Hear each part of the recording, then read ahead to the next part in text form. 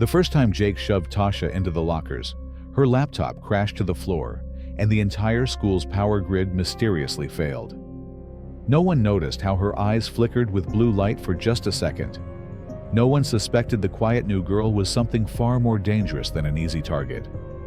But when the school's darkest secrets start leaking online, when bullies find their entire digital lives erased overnight, they'll learn the hard way. You don't mess with an AI prodigy who can rewrite reality with a thought.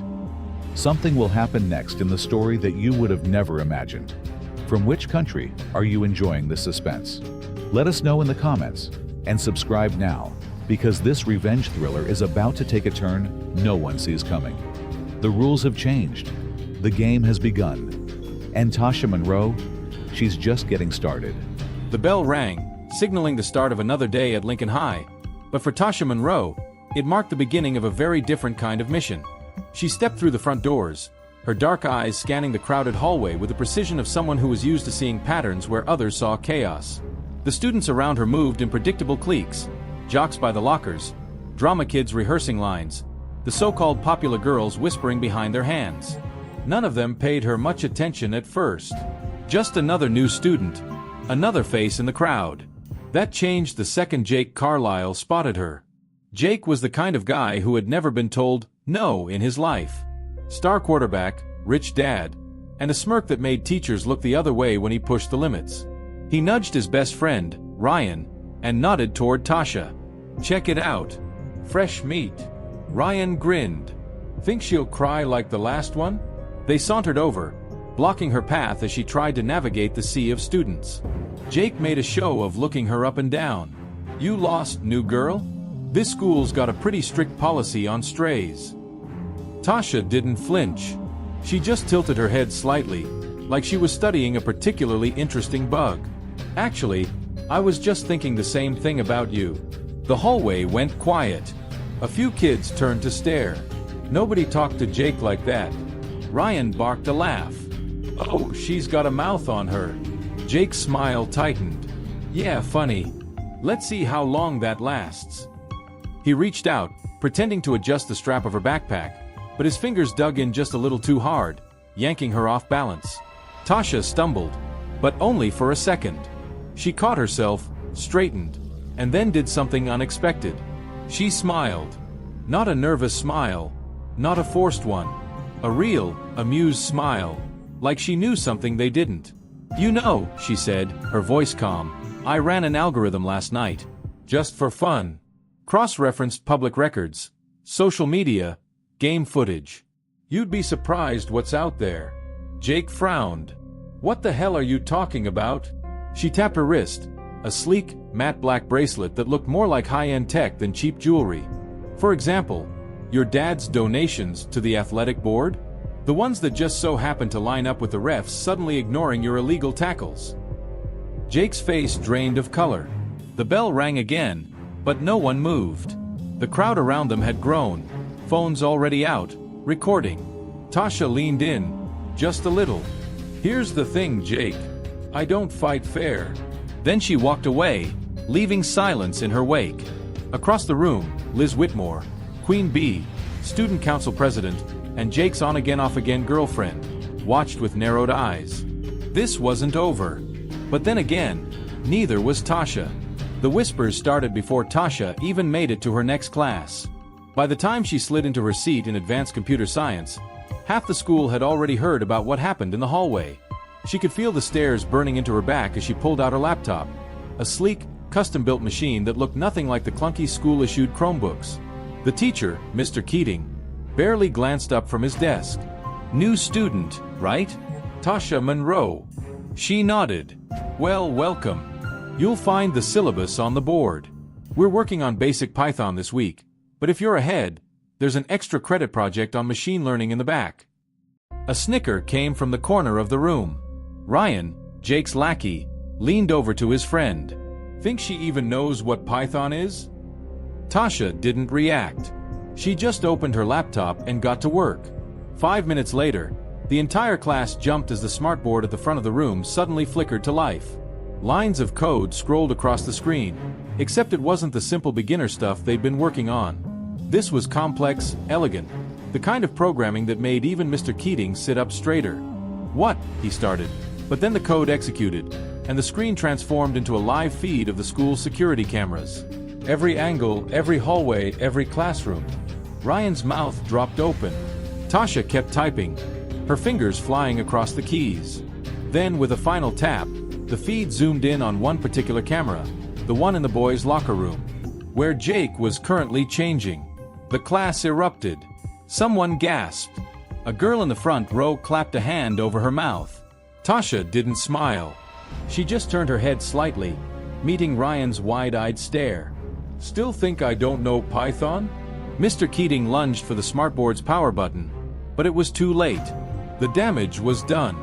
By lunch, Jake was furious. He cornered Tasha outside the cafeteria, his face red with humiliation.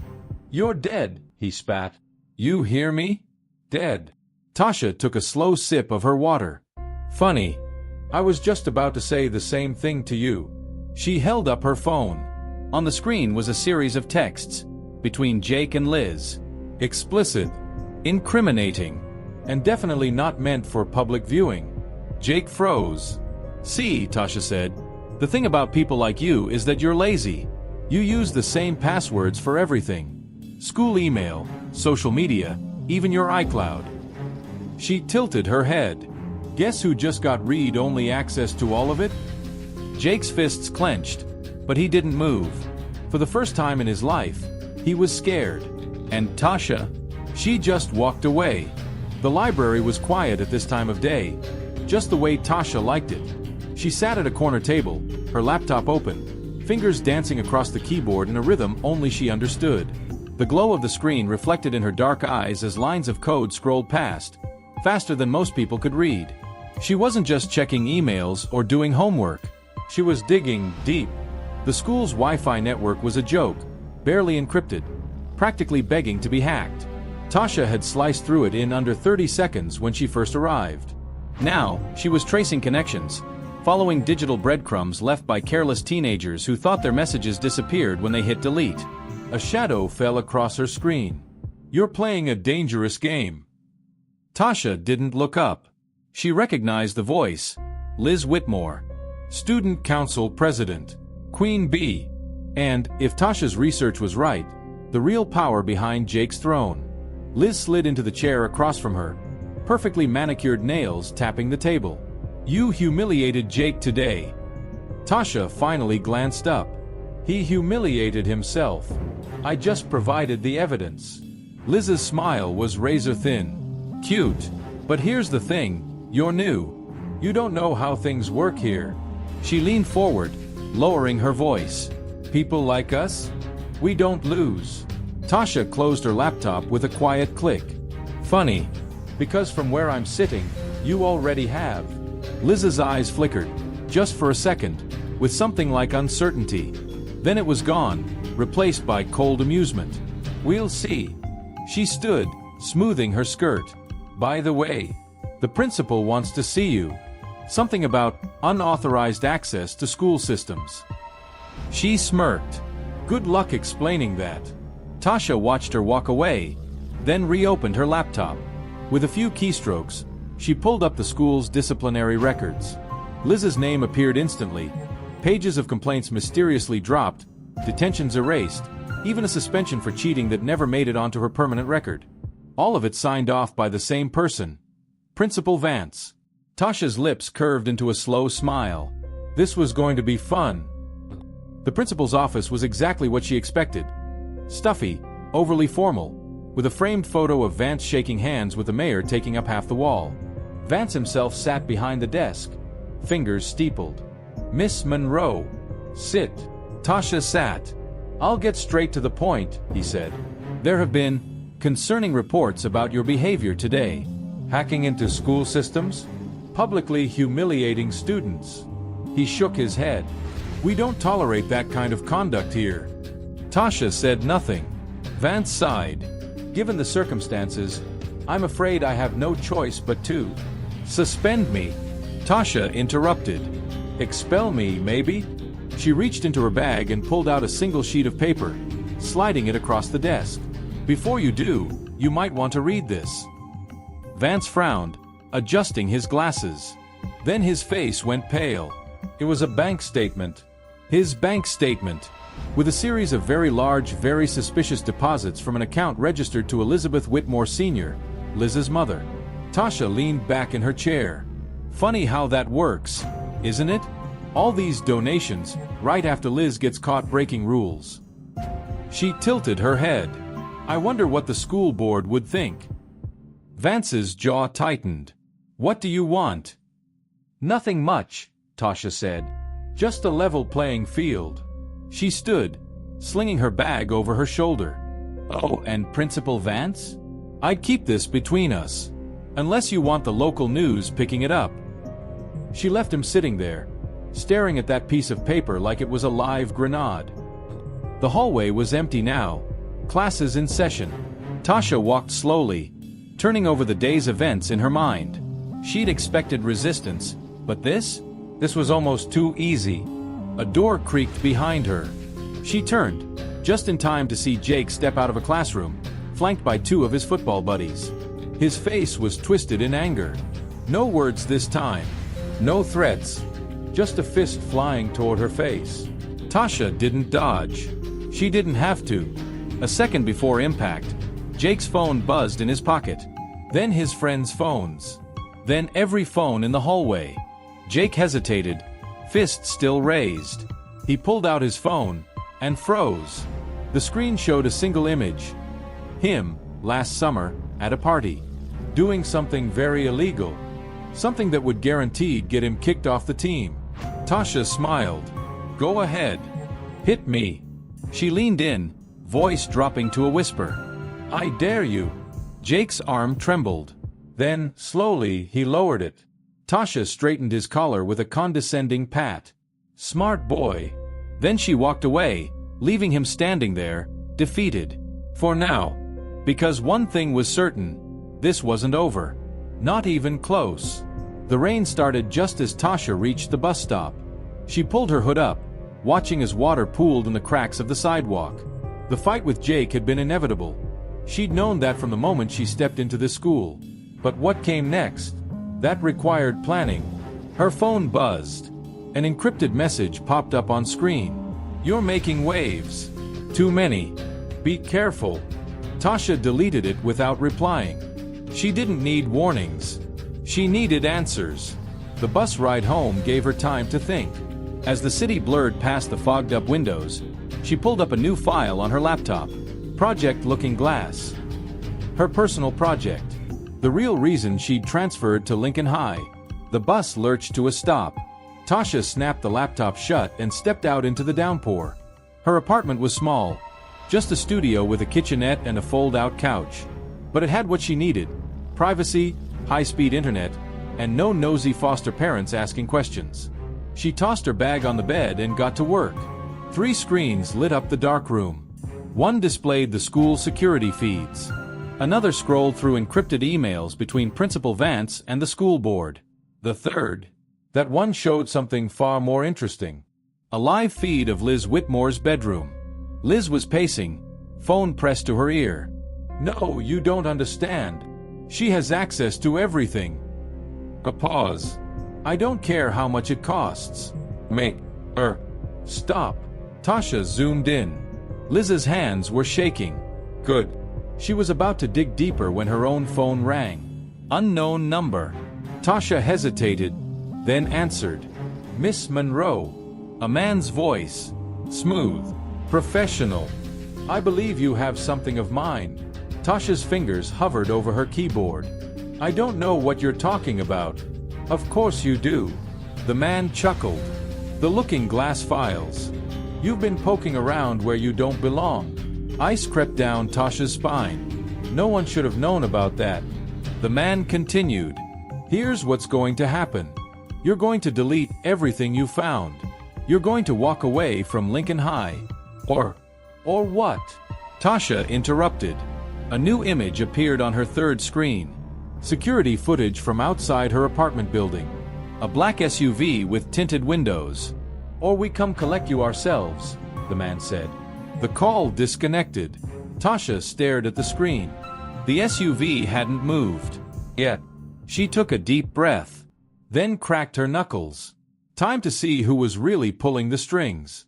The black SUV remained parked outside Tasha's apartment building, its darkened windows reflecting the flickering neon sign of the laundromat across the street.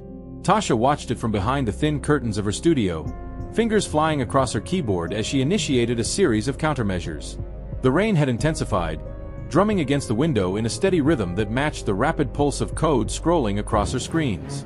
She had anticipated pushback, but not this quickly.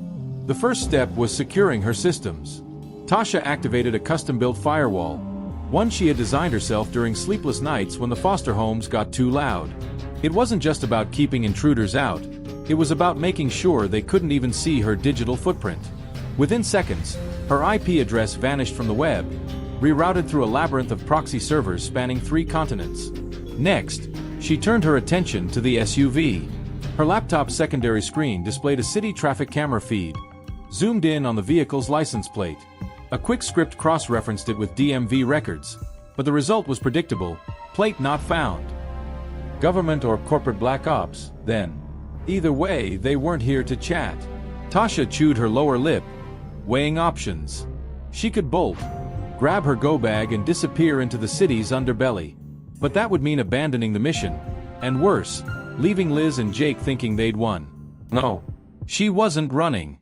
Instead, she opened a new terminal window and typed a single command: initiate Ghost Unistore Protocol.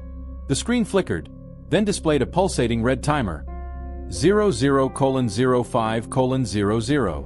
5 minutes until her failsafe activated. Meanwhile, inside the SUV asterisk, Agent Daniel Mercer adjusted his earpiece, his gaze never leaving the apartment's 3rd-floor window. Still no movement, he murmured into the mic. You sure this kid's the one? The voice on the other end crackled. Asterisk, she's hacked into systems even our best can't touch. Recovered fragments of looking glass. Yeah, she's the one. Asterisk. Mercer sighed. Extraction ops were messy, especially when the target was a minor. But orders were orders. His partner, Reyes, tapped the dash screen. Boss, we've got a problem. The SUV's internal systems were glitching. Dashboard lights flickering, GPS scrambling into static. Mercer's jaw tightened. She's counter-hacking us. Back in the apartment asterisk, Tasha watched the SUV's interior light up like a Christmas tree through the thermal imaging overlay on her screen. The vehicle's onboard computer was now locked in a digital tug-of-war with her malware. A notification popped up. Vehicle systems compromised. She allowed herself a small smirk. Then her main monitor flashed red. An alert from her school surveillance feed. Movement detected. Library back entrance. Tasha split the screen. The live feed showed a hooded figure slipping into the school after hours, moving with practiced stealth. Too tall to be a student. Too purposeful to be a janitor. Her stomach dropped. They weren't just coming for her. They were cleaning house. Lincoln High Library. 11:47 p.m. asterisk. The intruder bypassed the alarm with a handheld device that emitted a series of rapid clicks. Inside, they beelined for the computer lab, where Tasha had left a deliberate breadcrumb, a fake student account logged into the school's grading system. The figure-gloved hands typed swiftly, accessing files Tasha had booby-trapped hours earlier. File, Whitmore blackmail.exe. Downloaded. The moment the transfer completed, every terminal in the lab flared to life, screens flooding with a single message in blood-red text. Tell your employer Looking Glass sees them too. The int rector stumbled back, knocking over a chair. Their phone buzzed, a blocked number. When they answered, a distorted voice hissed. Asterisk run. Asterisk. Tasha's apartment. 11:53 p.m. asterisk. The SUV's doors suddenly flew open. Mercer and Reyes spilled onto the sidewalk, weapons drawn but unsure where to aim. Their vehicle's engine revved wildly despite the keys being in Mercer's pocket. Inside, Tasha watched the chaos through the traffic cam. Ghost Unistore Protocol had worked perfectly. The SUV would keep malfunctioning until its occupants gave up or called for backup. Either way bought her time. But the real concern was the school intruder. That hadn't been part of her calculations. She pulled up a new window, accessing a buried subfolder labeled Orion. Only 2 files inside. 1. Parental requested Inc. 2.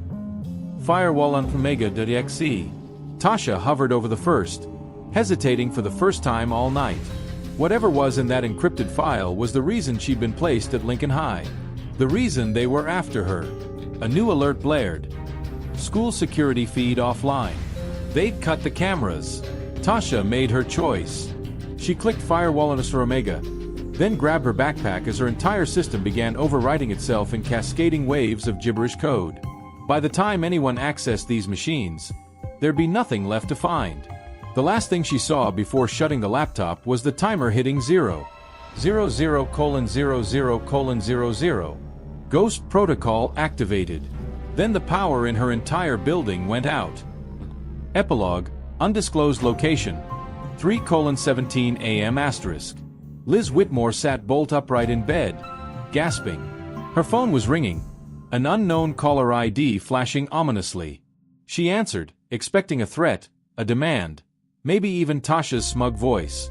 Instead, a synthesized whisper slithered through the receiver. Asterisk, they know you lied about the accident. They're coming. Asterisk. The call dropped. Across town, Jake Carlisle's gaming console turned itself on, displaying security footage of his father handing a briefcase to a man with a familiar government lapel pin. And in the abandoned subway tunnels beneath the city, Tasha Monroe adjusted the straps of her backpack, the glow of a stolen police tablet illuminating her determined face. Phase 1 was over. Now the real game began. The subway tunnels smelled of damp concrete and rusted metal, the distant dripping of water echoing like a malfunctioning metronome. Tasha kept one hand on the grimy wall as she navigated the darkness, the faint blue light from her stolen tablet casting long shadows ahead of her. Every few steps, she paused, listening for sounds of pursuit. Footsteps, voices, the telltale static of a radio. But there was only silence. For now. Her fingers tapped the tablet screen, pulling up a map of the tunnel system. She'd memorized the layout weeks ago, back when this was just a contingency plan, but it never hurt to double-check. A red dot pulsed in the northeast quadrant. Her destination. The old Broad Street Data Hub. Abandoned when the city upgraded its infrastructure, the hub still had something modern buildings didn't. Hardwired fiber optic lines that bypassed the municipal grid entirely. Untraceable. Unmonitored. Perfect. A rat skittered across her path, its eyes glinting in the tablet's glow. Tasha ignored it, stepping over a collapsed section of track with practiced ease. The air grew colder as she descended deeper, the walls narrowing until her shoulders nearly brushed concrete on either side. Then, suddenly, the tunnel opened into a cavernous space. The hub. Dust-covered servers lined the walls, their indicator lights long dead. In the center of the room stood a single workstation, its monitor cracked but intact. Tasha exhaled, rolling her shoulders as she approached. This was where the real work began. Above ground, Lincoln High, 4:02 a.m. Principal Vance's office was supposed to be empty at this hour. It wasn't. Liz Whitmore stood in front of his desk, her arms crossed so tightly her nails left crescent marks in her palms. "You said this would be handled," she hissed. Vance didn't look up from his computer. "It is being handled." "By who? Those men in the SUV? Because last I checked, they're still sitting outside her apartment while she's God knows where." Liz's voice cracked. "Do you have any idea what she could do with what she knows?" Vance finally met her gaze. His expression was calm. "Auntie, Miss Whitmore, I suggest you go home. This is no longer your concern." Liz opened her mouth to argue, then froze. Vance's computer screen had just flickered to life on its own. A single line of text appeared in the center. "Tell them I said hello." Subway Hub, 4:17 a.m. Tasha's fingers flew across the workstation's keyboard, resurrecting decades-old systems with lines of code. The monitor flickered, then stabilized, displaying a command prompt. She plugged a small drive into the USB port, decrypting Orion files. The progress bar crawled forward. Tasha leaned back, rolling her neck until it cracked. She'd been running on adrenaline and caffeine for nearly 24 hours, but sleep wasn't an option. Not yet. Her tablet buzzed beside her, an alert from the school's backup cameras. Someone had just entered the computer lab. Tasha split the feed, watching as a figure in a black tactical vest swept the room with a flashlight. No insignia, no identification, just the glint of a pistol holstered at their hip. She zoomed in. The figure paused at the terminal she'd rigged earlier, gloved hand hovering over the keyboard. Then, deliberately, they typed, "Orion is watching." Tasha's blood turned to ice. That wasn't supposed to be possible. The figure turned toward the camera, as if they knew she was watching, and slowly removed their helmet. Tasha's breath caught. The woman staring back at her had the same sharp cheekbones, the same dark eyes, the same stubborn set to her jaw.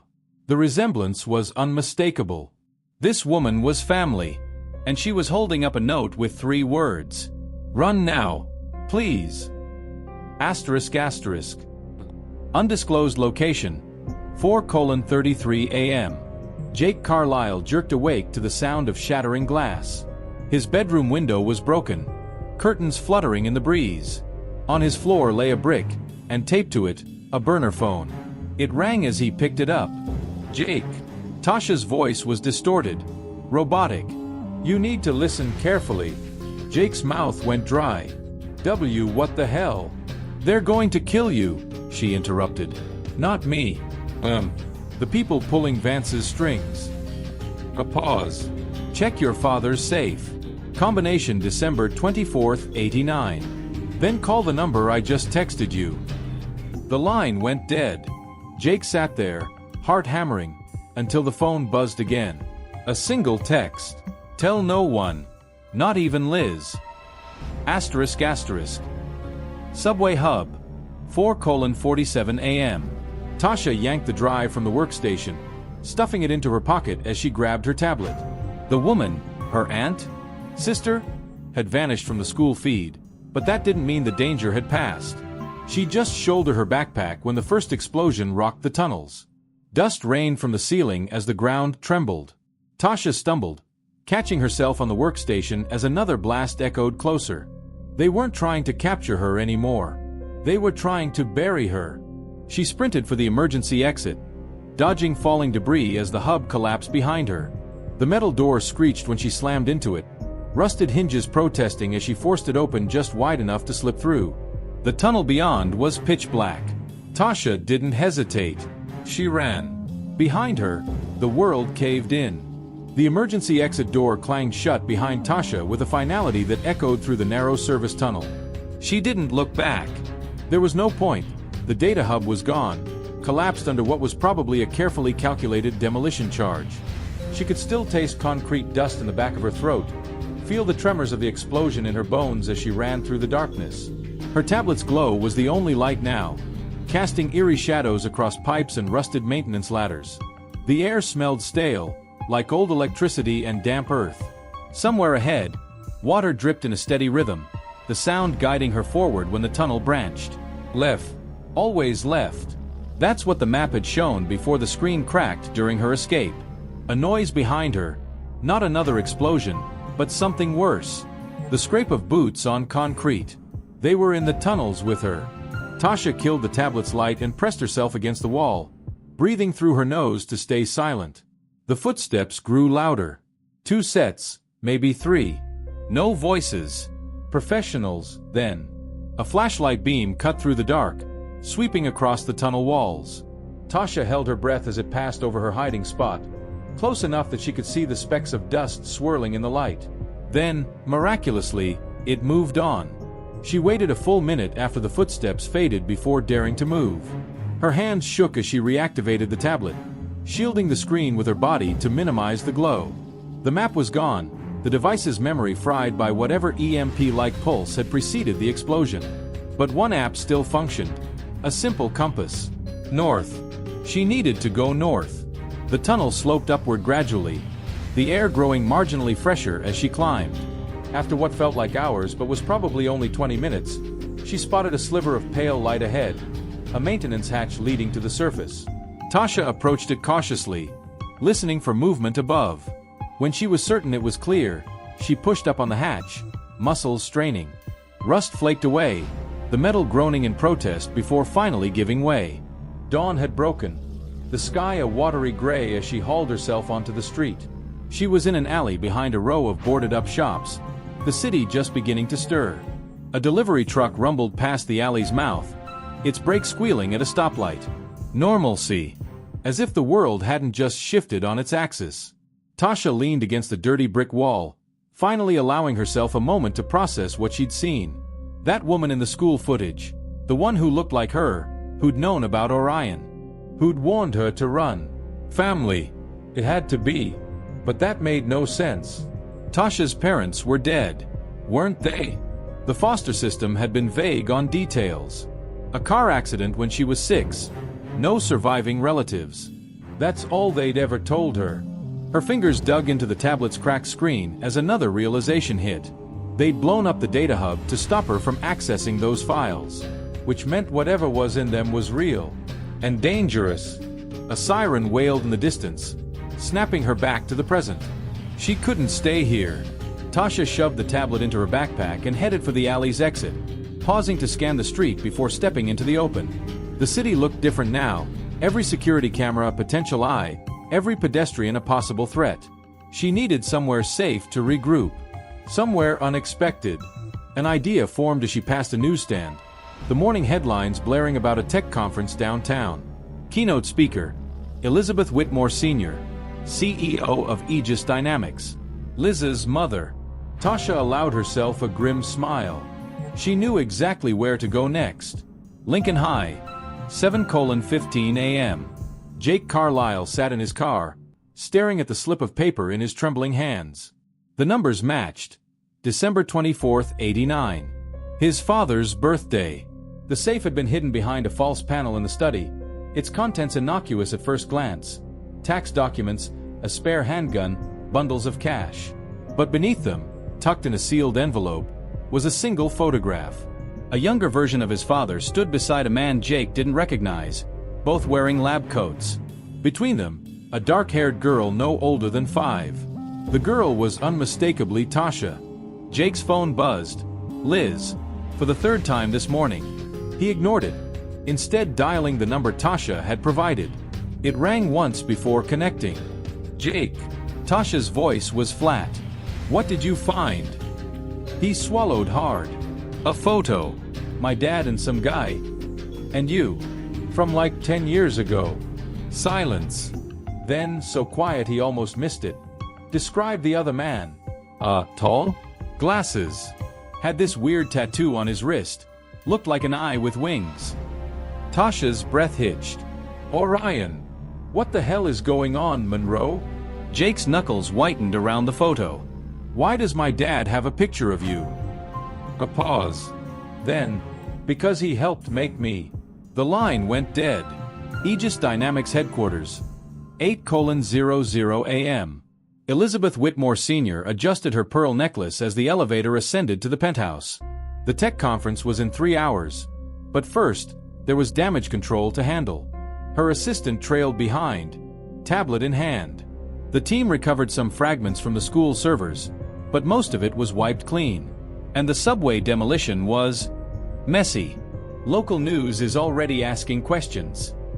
Elizabeth waved a manicured hand. Pay off whoever needs paying. And the girl, still at large. But we have a lead. The assistant swiped the screen. She accessed archived employee files last night. Specifically yours. Elizabeth froze. Then, slowly, she smiled. So she's coming to me. Should I alert security? No. Elizabeth stepped into her office, the morning sun glinting off the framed degrees lining the walls. Let her come. I've been waiting a long time to meet our little runaway. She opened her desk drawer, revealing a sleek handgun nestled beside a file labeled Project Orion. After all, she murmured, family should stick together. The Aegis Dynamics building loomed over downtown like a glass and steel monolith, its mirrored windows reflecting the morning sun in blinding flashes. Tasha stood across the street, blending into the crowd of early commuters, her hood pulled low over her face. She ditched the tablet, too risky now that they knew she had it, and switched to a cheap burner phone with limited functionality. Enough to check feeds, send encrypted messages, nothing more. She watched as a black sedan pulled up to the building's private entrance. Elizabeth Whitmore Sr. stepped out, her tailored suit worth more than most people's rent, her posture radiating the kind of power that came from knowing you'd never face consequences. Tasha's fingers tightened around the phone. This woman was connected to Orion, to her past, to whatever experiments had left her with abilities she still didn't fully understand. And she was walking into that building like she hadn't just ordered Tasha's death. A notification buzzed on the burner. "Jake, Dad's freaking out. Says we need to talk. You gonna explain any of this?" Tasha typed back one-handed, her eyes never leaving the building. "Meet me at the old observatory. Noon. Come alone." She pocketed the phone and took a deep breath. Time to see how good Aegis security really was. 10:17 a.m. Aegis Dynamics, Sublevel 3. The employee badge Tasha had lifted from a distracted intern got her through the lobby.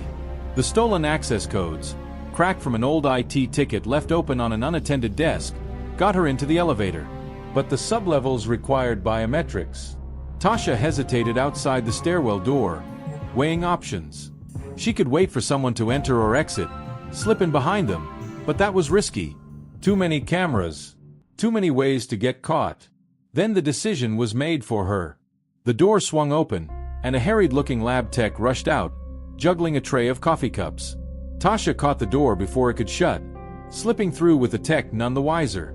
The stairwell was cold, clinical, the air tinged with the sterile scent of disinfectant. Tasha descended slowly, listening for footsteps. At sublevel 3, she paused, pressing her ear to the door. Silence. She swiped the stolen badge. The light blinked red. Access denied. Of course. Tasha exhaled, then pulled a small device from her pocket, a homemade RFID spoofer, cobbled together from spare parts. She held it against the card reader, watching as the tiny screen scrolled through possible access codes. 5 seconds. 10. The light turned green. Access granted. The door hissed open, revealing a long hallway lined with unmarked doors. At the far end, a single room glowed under bright fluorescent lights. Tasha moved silently, pausing only to check the nearest door. Locked. The next one opened to reveal a supply closet. She grabbed a lab coat off a hook and slipped it on, the white fabric swallowing her frame. Better. She was halfway down the hall when a voice crackled over the intercom. Unauthorized access detected in sublevel 3. Security to Sector B. Tasha froze. How? She'd bypassed. Then she saw it. The tiny camera in the ceiling corner, its lens adjusting to focus on her. Run or hide. The decision was made for her. The door at the end of the hall slid open, and 2 armed guards stepped out. Tasha ducked into the nearest room, another lab, empty save for rows of humming servers. She crouched behind one, heart pounding, as the guard's footsteps grew closer. Check the west wing, one ordered. I'll sweep here. Tasha held her breath as the door slid open. The guard's boots squeaked on the polished floor as he moved between the servers, his shadow stretching long in the sterile light. Closer. Closer. Her fingers found a loose cable at the base of the server. One sharp tug and the room plunged into darkness. Shit! The guard's radio crackled. Power's out in Sector B. Tasha didn't wait. She was on her feet and moving, navigating by memory until her hands found the emergency exit. The door opened with a groan, spilling her into another stairwell just as the backup generators kicked in. Lights flickered back on behind her. She took the stairs 2 at a time, up to sublevel 2, where the signage changed. *** restricted. Project Orion Archives ***. The door here was heavier, the card reader replaced by a retinal scanner. Tasha stared at it, calculating. No way to bypass that without looking for this. A voice from above. Tasha spun, ready to fight, only to freeze at the sight of the woman from the school footage leaning over the railing. Up close, the resemblance was even more striking. Same sharp cheekbones, same stubborn set to the jaw. The woman held up a security badge with a familiar winged eye logo. You're not the only one who can steal things, little sister. 11:43 a.m. The old observatory ***. Jake paced the crumbling observation deck, the photo of his father and Tasha crumpled in his fist. He'd lied to his dad, said he was meeting Liz, because something about this whole situation stank worse than the locker room after double sessions. A noise behind him. Jake turned, expecting Tasha. Instead, he found Liz. Her usually perfect hair was disheveled, her eyes red-rimmed like she'd been crying. "Jake," she breathed. "Thank God. You have to. Whoa, what are you doing here?" Jake stepped back. "How'd you even know My mom," Liz interrupted. She's not who I thought she was." She grabbed his arm, her nails digging in. "They did something to us, Jake, when we were kids. And Tasha knows what." Jake stared at her. "What the hell are you talking about?" Liz opened her mouth. Then her eyes went wide. A dark sedan had pulled up to the observatory's gates. "No," she whispered. "They followed me." The car doors opened. 4 men in black suits stepped out. And they weren't holding badges. They were holding guns. Aegis Dynamics, Sublevel 2. Tasha stared at the woman, her sister, as the retinal scanner beeped its approval. "Who are you?" "Naomi." The door hissed open, revealing a dimly lit archive. "And we have about 6 minutes before they lock down the whole building." Tasha followed her inside, the door sealing behind them with an ominous click. The room was small, dominated by a single terminal and rows of file cabinets marked with years. Naomi went straight to the terminal, typing rapidly. "I've been watching you since you got to Lincoln. Knew you'd dig too deep eventually." "Watching me?" Tasha's voice cracked. "Where the hell have you been my whole life?" Naomi didn't look up. "Hiding from them." The screen changed, displaying a series of files. Orion wasn't just an experiment. It was an upgrade. Tasha leaned in. The screen showed a child's medical chart. Her medical chart. Next to it, brain scans lit up with activity no normal human brain should have. "They enhanced us," Naomi said quietly. "Gave us abilities. Then they wiped our memories and scattered us to see how we'd develop." Tasha's stomach turned. Like lab rats. A siren blared overhead. Lockdown initiated. Naomi grabbed her arm. "We have to go. Now."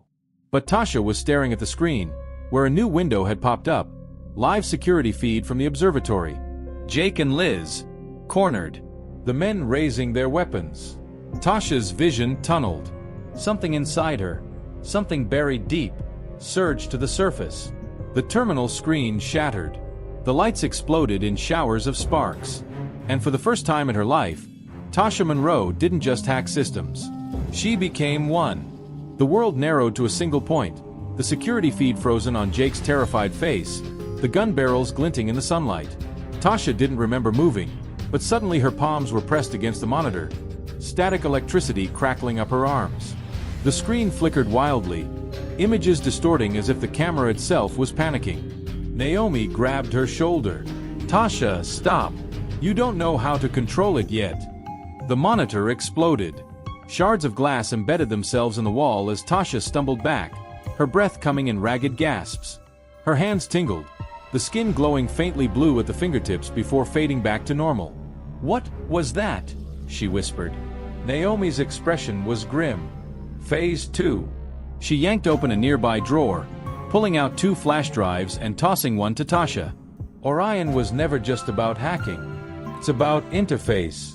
Direct neural connection to any system. She tapped her temple. "We're the ultimate backdoor." Alarms wailed through the building, the lockdown protocols shifting to something more urgent. "Containment breach. All personnel evacuate." Tasha shoved the drive in her pocket. "We have to get to the observatory." "Are you insane? They'll kill you on sight. They'll kill Jake and Liz either way." Tasha's voice cracked. "I'm not leaving them." Naomi studied her for a long moment before cursing under her breath. "There's a service tunnel. Leads to the parking garage." She grabbed Tasha's wrist, her grip surprisingly strong.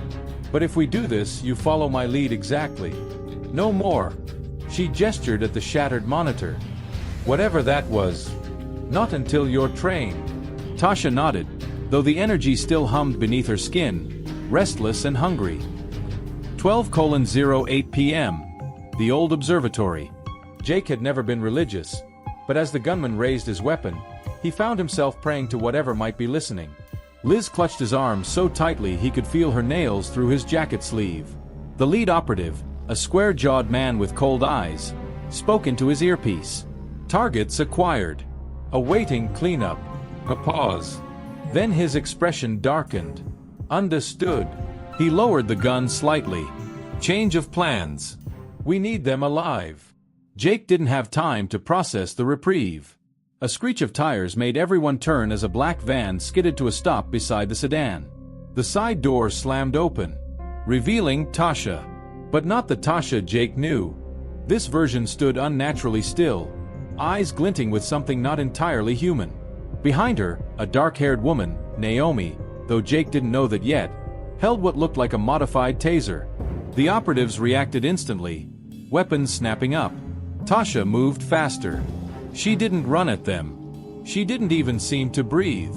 The nearest streetlight exploded in a shower of sparks, plunging the area into eerie half-light. One operative's gun sparked in his hands, sending him recoiling with a curse. Another's radio emitted a feedback screech loud enough to make him drop it. The square-jawed leader was smarter. He grabbed Liz, pressing a pistol to her temple. Enough. His voice carried over the chaos. One more move and... A high-pitched whine cut him off. His gun slide locked back, the magazine ejecting itself onto the pavement. Naomi stepped forward, her own weapon leveled. Let her go. For a heartbeat, no one moved. Then, with a snarl, the operative shoved Liz away and reached for a backup weapon. A police siren wailed in the distance. The operatives exchanged glances. Their leader spat on the ground. This isn't over. Then they were moving, piling into the van and peeling out just as the first squad car rounded the corner. Tasha's knees buckled. Naomi caught her before she could collapse, hauling her upright with surprising strength. We have about 90 seconds before those cops start asking questions we can't answer, she hissed. Jake stared at them, his brain struggling to catch up. What the hell was that? How did you? Later. Naomi dragged Tasha toward the observatory's rear exit. You two with us. Now. Liz hesitated. Why should I trust you? Naomi's smile was all teeth. Because your mommy dearest just sent kill squads after her own daughter. That tell you anything? The color drained from Liz's face. Jake made the decision for both of them, grabbing Liz's hand and pulling her after the others. Move. 12:31 p.m. Abandoned subway station. The safe house was little more than a converted maintenance room, but it had power, internet, and most importantly, no cameras. Tasha came back to herself in stages.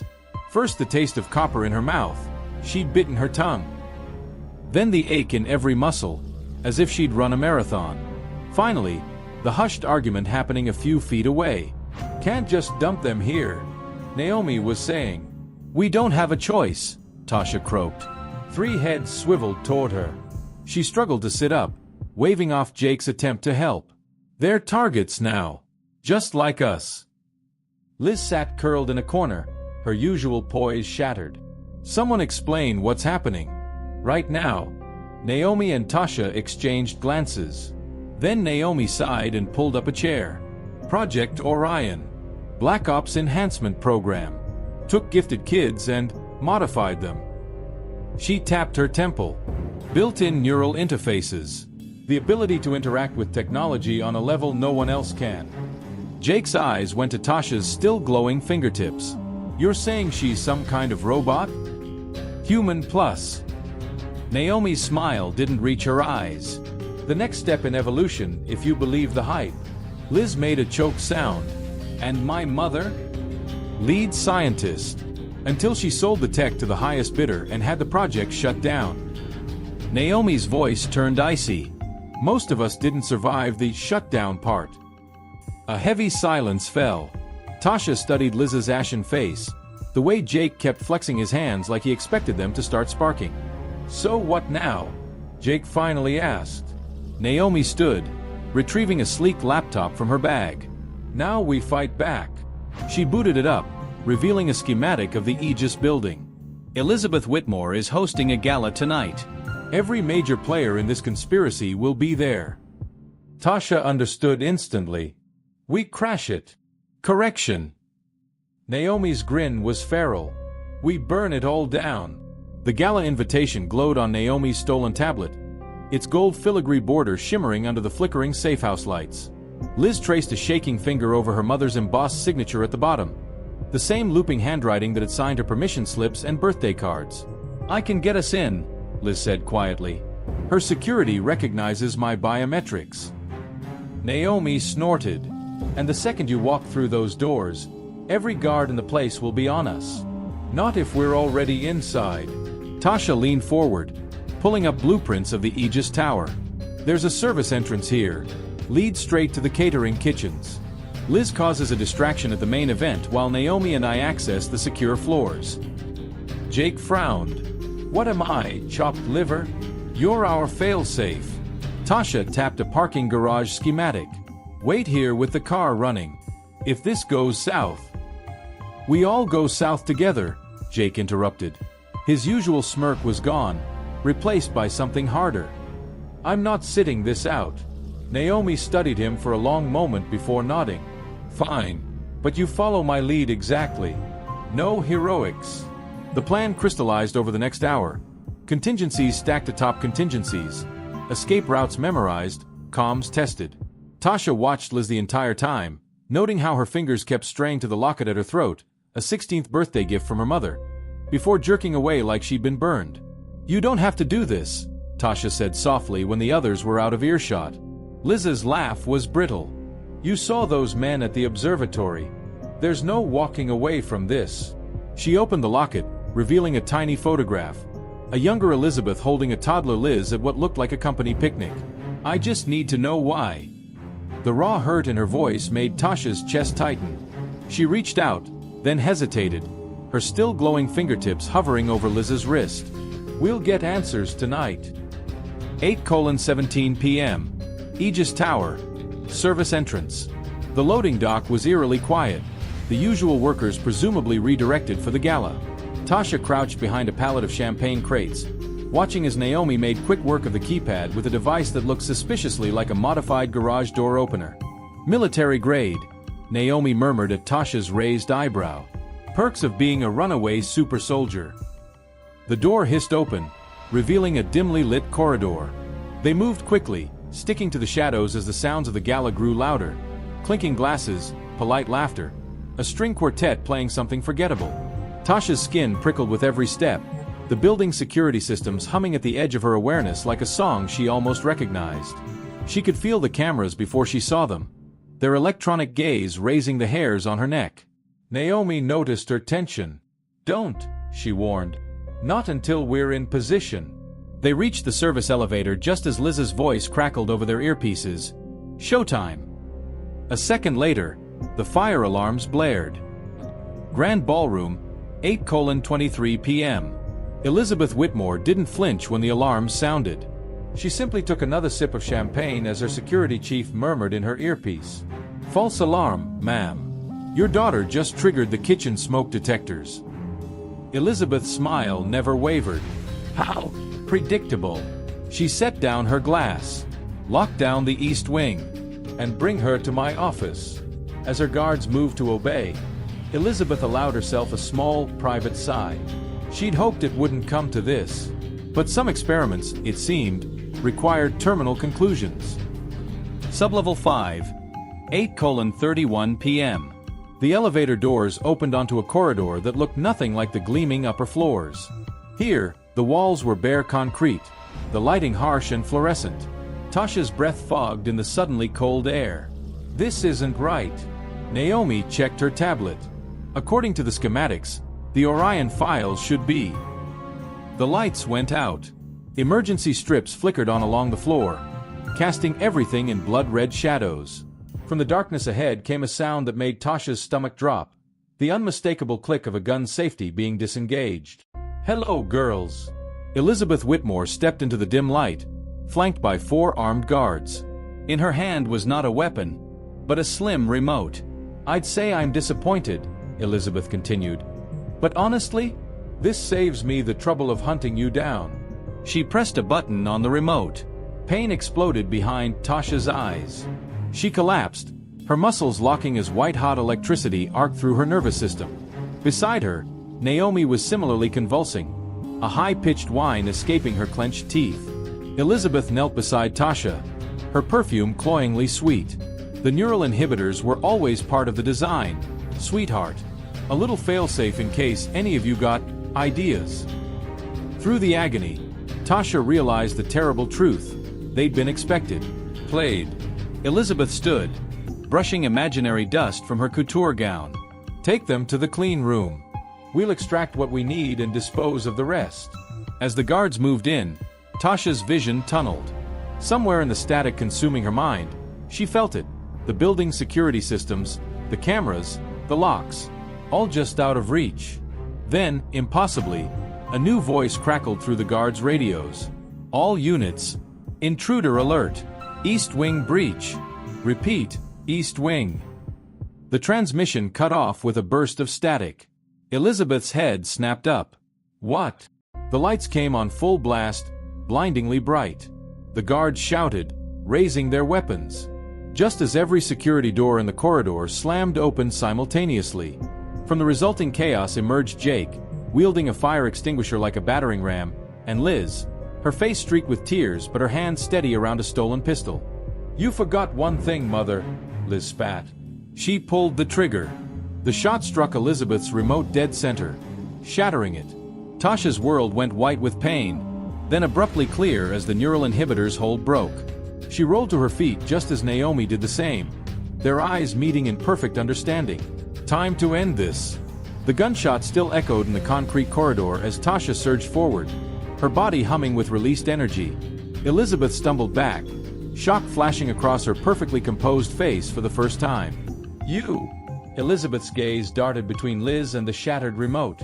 You don't understand what you're interfering with. Liz's hands shook, but her voice didn't. I understand enough. Chaos erupted. The guards opened fire, or tried to. Their weapons sparked and died in their hands. Safeties engaging on their own as Tasha's influence spread through the building systems like wildfire. Naomi moved like lightning, disarming the nearest guard with a vicious elbow strike before sweeping his legs out from under him. Jake! Doors! Jake didn't hesitate. He slammed the fire extinguisher into the emergency lockdown panel, triggering a deafening alarm. Steel barriers crashed down, cutting the remaining guards off from Elizabeth. For a heartbeat, the five of them stood in tense silence. Tasha, Naomi, Jake, and Liz on one side, Elizabeth alone on the other. Then Elizabeth laughed. It wasn't the reaction Tasha expected. It wasn't even fear, just cold, calculating amusement. You think this changes anything? Elizabeth straightened her jacket, her composure sliding back into place. Project Orion was always bigger than me. Than any of you. Tasha stepped forward, electricity arcing between her fingers. It ends tonight. Elizabeth's smile turned pitying. Oh, sweetheart. It hasn't even begun. She pressed a hidden button on her watch. The floor beneath them shuddered, then dropped away. Sublevel 7, the core. Tasha came to on cold metal, her vision swimming. The fall hadn't been far, maybe 15 feet, but the landing had knocked the wind out of her. Around her, the others groaned as they picked themselves up. They were in a circular chamber, its walls lined with servers and monitors. At the center stood a massive cylindrical tank filled with glowing blue liquid. Inside floated something that made Tasha's stomach lurch. A human brain, suspended by dozens of thin wires. What the hell is that? Jake whispered. Naomi's face went pale. Orion Prime. Elizabeth's heels clicked against the grated floor as she descended a hidden staircase. The first successful neural interface. The reason all of you exist. She gestured to the tank. Say hello to your father, Tasha. Tasha's breath caught. The nameplate on the tank read, Dr. Elias Monroe, project lead. Her father. Not dead. Not even alive. Just preserved. Liz made a choked sound. You kept him like this? 4 years. His consciousness runs the entire Aegis network, Elizabeth said matter-of-factly. A perfect fusion of man and machine. She turned to Tasha, her eyes gleaming. "And you, my dear, are the key to upgrading him." Tasha's blood ran cold. "What?" Elizabeth tapped a control panel. The tank's fluid drained away as the wires detached, retracting into the ceiling. The brain began to descend into a waiting housing unit. "Your neural patterns are the missing piece. Once we integrate them, Orion won't just interface with technology, it will control it. Worldwide." Naomi grabbed Tasha's arm. "We have to go. Now." Elizabeth sighed. Still so dramatic. She pressed another button, and the chamber's doors sealed shut with a final sounding thud. Above ground, 8:59 p.m. The gala guest screamed as the entire building's power flickered, then stabilized into an eerie blue glow. Outside, streetlights dimmed for blocks around as something massive drew power from the grid. Inside Aegis Tower, every screen displayed the same message: Orion Online. The core. Tasha pressed her hands against the sealed door, her palms buzzing as she tried to interface with the locks. Nothing happened. "It's no use," Elizabeth said calmly. "This room is completely isolated. No signals in or out." She picked up a sleek case from a nearby console and opened it, revealing a set of wicked-looking neural probes. "Now, let's not make this harder than it has to be." Naomi stepped in front of Tasha, her fists raised. "Over my dead body." Elizabeth's smile didn't reach her eyes. "If you insist." She pressed a final button. The chamber's vents hissed open, releasing a colorless gas. Jake coughed first, then Liz, their movement slowing as the sedative took effect. Naomi staggered, her combat training no match for the drugs flooding her system. Tasha held her breath, but it was too late. She'd already inhaled enough. Her vision blurred at the edges, the room tilting dangerously. Elizabeth caught her as she collapsed, her grip surprisingly strong. "Shoo," she murmured, stroking Tasha's hair like a mother comforting a child. "It'll all be over soon." The last thing Tasha saw before darkness took her was the neural probes glinting in the cold blue light. Consciousness returned in jagged fragments, the sterile scent of antiseptic, the cold bite of metal against her wrists, the rhythmic beeping of machines. Tasha tried to move, but restraints held her firmly in place. Her eyelids felt impossibly heavy, but she forced them open, blinking against the harsh surgical lights. She was strapped to an inclined table in the center of the core, her arms and legs secured with thick nylon straps. More concerning were the electrodes adhered to her temples and the 4 lines snaking into her arm, pumping her full of something that made her thoughts sluggish. Across the room, Elizabeth worked at a console, her back turned. The preserved brain of Dr. Elias Monroe, Tasha's father, now sat in a transparent housing unit connected to the main system by dozens of fiber optic cables. Tasha tested her restraints again, more carefully this time. The straps didn't budge, but something else responded, the machines around her. Their displays flickered as she focused, the beeping growing erratic. Elizabeth turned at the sound, her lips curving into a smile. "Ah, you're awake. Good." She picked up a neural headset, its probes glinting wickedly. "We can begin." Tasha's mouth was dry, her tongue thick from the drugs. "Why are you doing this?" "Evolution, darling." Elizabeth moved behind her, adjusting the headset. Humanity has always been limited by fragile bodies and slow minds. Orion changes that. Her fingers brushed Tasha's temples as she positioned the probes. "Your father understood that. He just lacked the vision to see it through." The first probe made contact. White-hot pain lanced through Tasha's skull, her back arching against the restraints. Somewhere distant, alarms blared as her uncontrolled neural feedback surged through the core systems. Elizabeth barely seemed to notice, engrossed in her console readouts. "Fascinating. Your brain activity is already synchronizing with the prime network." Tasha gasped as another wave of agony crashed over her.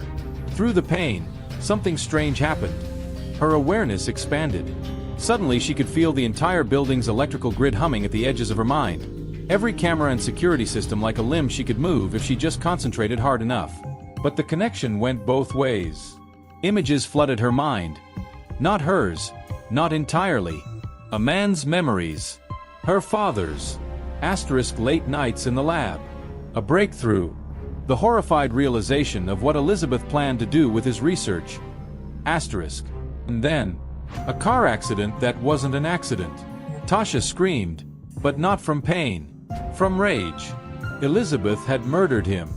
The machines around them went haywire, monitors exploding in showers of sparks. Elizabeth stumbled back, her perfect composure cracking. No, the synchronization is too unstable. Tasha didn't let her finish. With a thought, she overrode the core's lockdown protocols. The restraints clicked open. Elizabeth's eyes widened as Tasha sat up, the neural probes tearing free in a spray of blood. Guards! Now! The doors burst open, but it wasn't Elizabeth's security who entered. Naomi, Jake, and Liz spilled into the room, armed with fire axes and makeshift weapons. Liz's nose was bleeding, Jake's shirt torn, but they were alive. Naomi took one look at Tasha and understood. "Took you long enough," she panted, tossing her a stunned baton. Elizabeth backed toward the emergency exit, her hand hovering over her watch. "You don't understand what you're destroying. This technology could save it," Tasha snarled. Electricity arced between her fingers, the overhead lights pulsing in time with her heartbeat. "We're done listening." Elizabeth's smile turned venomous. "Then we're done talking." She smashed her fist into the emergency override. The core's failsafes engaged with a deafening roar. The emergency klaxons wailed like wounded animals as the core's failsafe protocols activated. Overhead sprinklers erupted, dousing the chamber in icy water that sizzled against overheating electronics. Tasha barely registered the cold. Her entire being was focused on the woman backing toward the blast door. Elizabeth's perfect hair was plastered to her face now, her designer gown ruined by the water, but her composure never cracked. "You can't stop it now," she shouted over the din. "The transfer sequence is already." Naomi's stunned baton hit her square in the chest. Elizabeth collapsed with a choked gasp, her body convulsing as electricity arced through her nervous system. The emergency watch on her wrist shorted out in a puff of smoke. Jake was already at the main console, frantically typing. Guys? We've got a problem." The screen displayed a cascading countdown. System purge in 00:03:27. Liz grabbed her mother's shoulders, dragging her away from the sparking equipment. "What did you do?" Elizabeth coughed, her smile bloody. "What needed to be done?" She gestured weakly toward the neural housing unit. "Prime can't be allowed to fall into the wrong hands." Tasha understood instantly. "She's wiping the entire system." She turned to the glowing tank containing her father's preserved brain. "Including him," Naomi swore, yanking wires from the housing unit. "We need to disconnect him manually." The chamber shuddered, more alarms joining the cacophony. Somewhere above them, heavy blast doors were sealing, cutting off escape routes. Jake abandoned the console, joining Liz in dragging Elizabeth toward the exit. "Whatever you're doing, do it fast." Tasha placed her palms against the neural housing. The glass was cold beneath her fingertips, the liquid within glowing an eerie blue. Up close, she could see the delicate web of nanofibers connecting her father's brain to the system. And she could feel him. Not just his memories this time. His consciousness. Faint. Flickering. But there. "Tasha!" The voice wasn't audible. It resonated directly in her mind. Weak but unmistakable. Her breath caught. "Dad!" Naomi froze. "What?" Asterisk. "Listen carefully. You have to destroy the core." Asterisk. Tasha recoiled. "No. I can save you." Asterisk. "You already have." Asterisk. The mental voice grew stronger, more urgent. Asterisk. Elizabeth was wrong. Orion was never about control. It was about connection. About evolution without losing our humanity. Asterisk. The chamber shook again, ceiling tiles crashing down around them. Asterisk. The system is corrupt. You have to reset it. Asterisk. Tasha's vision blurred, not from the water or the pain, but from tears. "How?" Asterisk. "Merge with me. Just for a moment." Asterisk. Naomi grabbed her shoulder. "Tasha, whatever you're doing." "I know." Tasha took a deep breath. Then she reached out with her mind, not to hack or control, but to connect. The moment her consciousness brushed her father's, the world exploded. Data flooded her senses, not as code or images, but as pure understanding. She saw Orion's true purpose, saw how Elizabeth had twisted it, saw the kill switch buried deep in the system's architecture, and she activated it. Every light in the core flared blindingly bright. The countdown screen shattered as the entire Aegis network went dark, then rebooted with a single command. Full system purge. Elizabeth screamed, thrashing against Liz's grip. No, you don't know what you've... The neural housing unit hissed open, the preserving liquid draining away. The nanofibers detached, retracting into the ceiling as the brain within changed. It wasn't decaying or shutting down. It was dissolving, not into nothingness, but into millions of glowing particles that swirled in the air like fireflies. Asterisk, thank you. Asterisk. The voice was clear now. At peace. Then the particles winked out, and Dr. Elias Monroe was truly gone. The chamber fell silent, even the alarms cutting off abruptly. Only the dripping water and their ragged breathing remained. Elizabeth stared at the empty housing unit, her face ashen. What have you done? Tasha turned to her, her eyes glowing faintly blue. Finished what you started. The blast door suddenly shuddered, not from the failsafes, but from something pounding on the other side. A voice crackled over the ruined intercom. FBI, open up. Naomi exhaled sharply. About damn time. Elizabeth's perfect mask finally shattered. You called the FBI? Liz smiled bitterly. No, Mother. I called the New York Times. She held up her phone, displaying a live news feed. Aegis Tower surrounded by police and news vans. Then I leaked every file I could find on Orion. The pounding intensified. Jake grinned, wiping blood from his lip. Game over. But Tasha was still staring at the empty neural housing, her father's last words echoing in her mind. Asterisk, this isn't the end. It's a beginning. Asterisk. Somewhere deep in her reborn neural pathways, she knew he was right. The FBI interrogation room smelled like stale coffee and industrial cleaner. Tasha sat perfectly still, her hands folded on the metal table, watching the two-way mirror with tired eyes. They'd been questioning her for hours, first about Elizabeth, then about Orion, then about things even she didn't fully understand. Special Agent Morales flipped through his notepad for the 12th time. Let's go over this again. You're saying this Orion technology allows direct interface with any computer system. Not just interface, Tasha corrected quietly. Communication. Across the table, Naomi shifted in her chair. They'd been separated at first, but once the FBI realized how tightly their stories aligned, they brought them together, probably hoping one would slip up if the other said something wrong. Morales made another note. And Elizabeth Whitmore was attempting to weaponize this? Yes. And your father, Dr. Monroe, he opposed this? Tasha's fingers twitched. He died because of it. The door opened before Morales could ask another question. A woman in a crisp suit entered, her ID badge marking her as Deputy Director Shaw. She dismissed Morales with a nod before taking his seat. We've recovered most of Aegis's files, Shaw said without preamble. Enough to corroborate your story. She slid a folder across the table. Elizabeth Whitmore is facing 17 counts of conspiracy, human experimentation, and treason. She won't see daylight again. Naomi exhaled sharply. Good. Shaw studied them both. That leaves the matter of you two. Tasha tensed. You're minors, Shaw continued.